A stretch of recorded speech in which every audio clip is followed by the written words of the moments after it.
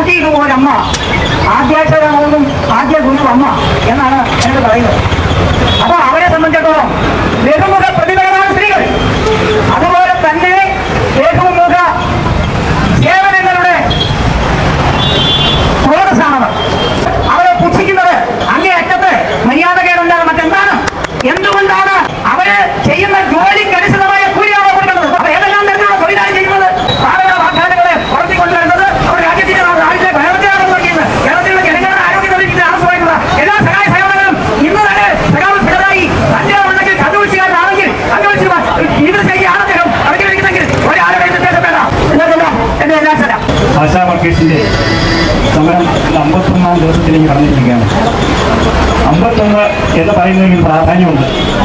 51 അക്ഷരം, മലയാള അക്ഷരം, 51 വെട്ട്, അങ്ങനെ തുടങ്ങിയിട്ടുള്ള 51ന്റെ പ്രാധാന്യം ഏതൊരു കേരളീയനെ സംബന്ധിച്ചിടത്തോളം മറക്കാനാവാത്തൊരു വിഷയമാണ് 51 എന്നത്. ഈ സമര പരിപാടി അവസാനിപ്പിക്കാൻ കഴിയത്തില്ല എന്നുള്ളതല്ല, കഴിയത്തില്ല എന്നുള്ളത് സർക്കാരിന്റെ ഒരു നയസമീപനമായി എടുക്കരുത്. കാരണം ഇന്ന് 45% വ്യവസായികൾ ബില്ല് കൊടുത്തല്ല സാധനങ്ങൾ വിൽക്കുന്നത്. അതിന് ഒരു കൈമാറിടുകയും ബില്ല് കൊടുത്ത് അതിന് ടാക്സ് ഈടാക്കുകയാണെങ്കിൽ ഉദ്ദേശം 9,000 കോടി രൂപയോളം ഈ സർക്കാരിന് വരുമാനം ലഭിക്കും. 21,000 രൂപ ആശാ വർക്കേഴ്സിന് നൽകുകയാണെങ്കിൽ 396 കോടി രൂപ മാത്രമേ വരികയുള്ളൂ. ബാക്കി സർക്കാരിന് മുതൽക്കൂട്ടായിട്ട് കിട്ടുകയും ചെയ്യും. ആ ഒരു ഇച്ഛാശക്തി ഗവൺമെന്റ് കാണിക്കുന്നില്ല എന്നത് വലിയ പരിതാപകരമാണ്, ലജ്ജാകരമാണ്. മാത്രമല്ല ഈ പാവം സ്ത്രീകളെ ചെറുപ്പക്കാരായാലും ശരി, മധ്യവയസ്കരായാലും ശരി, പ്രായമുള്ളവരായാലും ശരി, ഇവരെ ഈ തെരുവിൽ കിടത്തി 51 ദിവസം ഇവിടെ ഈ തെരുവിൽ കിടത്തി സമരം ചെയ്യിപ്പിക്കുന്നത് നാണമില്ലേ സർക്കാരെ എന്ന് ഞാൻ ചോദിക്കുകയാണ്. ലജ്ജയില്ലേ ഈ ഒരു സ്ത്രീകളോട് ഇങ്ങനെ ഒരു അപമര്യാദയായി പെരുമാറുവാൻ? ഇവര് ഒരു ലേബർ സ്റ്റാറ്റസ് കോഡിൽ വരുന്നില്ല എന്ന് പറയുന്നു. എന്തുകൊണ്ട് വരുന്നില്ല? ആരാണ് ചെയ്യേണ്ടത്? ഇതൊക്കെ സവിസ്തരം ചിന്തിക്കുകയും അടിയന്തരമായി ഈ സമരം ഒത്തുതീർപ്പാക്കുകയും 25,000 രൂപയെങ്കിലും മിനിമം ഇവർക്ക് വേതനമായി നൽകുകയും ചെയ്യണമെന്ന് CLCF-ന്റെ പേരിൽ, ജനറൽ സെക്രട്ടറി എന്ന പേരിൽ ഞാൻ അഭ്യർത്ഥിക്കുന്നു, അപേക്ഷിക്കുന്നു. നന്ദി, നമസ്കാരം. ജനാധിപത്യ ബന്ധം അറിയാത്ത കാലങ്ങൾ നടത്തുന്ന ഒരു പ്രവർത്തനമാണ്. എന്നാൽ അടിമത്ത ജനാധിപത്യമാണ്, അടിമത്ത രാഷ്ട്രീയമാണ് ഇവിടെ നടക്കുന്നത്. ഈ അടിമ രാഷ്ട്രീയത്തിന്റെ ഇരകളായ ആശാവർക്കർമാരുടെ സമരം 53 ദിവസം പിന്നിട്ടിട്ടും ആരും പരിഗണിക്കുന്നില്ല എന്ന് മാത്രമല്ല, ഈ സമരത്തിൽ പങ്കെടുക്കാൻ ഇതിനോടൊപ്പം പ്രവർത്തിക്കുന്ന ഒട്ടനവധി ആളുകൾ ഇത് ആവശ്യമില്ലാത്ത സമരമാണെന്ന് പറഞ്ഞ് ഭയങ്കര മാറി നിൽക്കുകയാണ്. കാരണം പാർട്ടിയുടെ നിർദ്ദേശം അങ്ങനെയാണ്. പാർട്ടിക്ക് ജനങ്ങളെ വേണ്ട രീതിയിൽ ചിന്തിപ്പിക്കാനും ആ രീതിയിൽ പ്രവർത്തിപ്പിക്കാനും അറിയാമെന്നുള്ളൊരു ഉത്തമ ഉദാഹരണമാണ് ഈ കാണുന്നത്.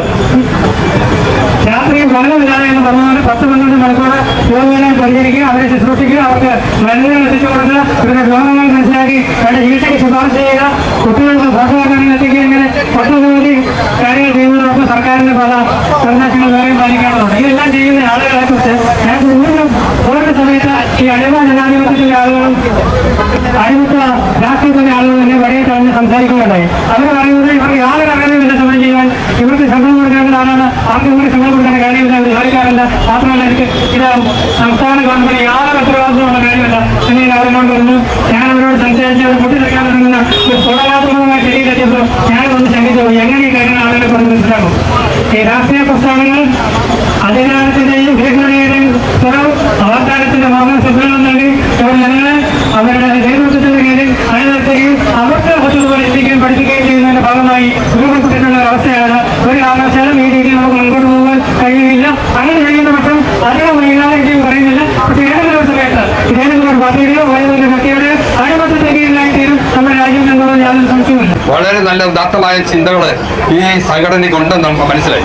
അതിന്റെ ഭാഗമായിട്ടാണല്ലോ ഈ ആശാ വർക്കേഴ്സ് അതുപോലെ അംഗനവാടി അംഗങ്ങളുടെ ഈ സമരത്തിന് സപ്പോർട്ട് ചെയ്യാനായിട്ട് ഇവിടെ വന്നത്.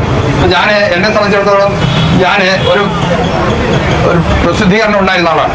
ബ്രഹ്മശ്രീ എന്നുള്ള പേരിൽ ഇവിടെ മീഡിയ ലിസ്റ്റിലുണ്ടായിരുന്ന ഒരു പത്രത്തിന്റെ ചീഫ് എഡിറ്ററാണ്.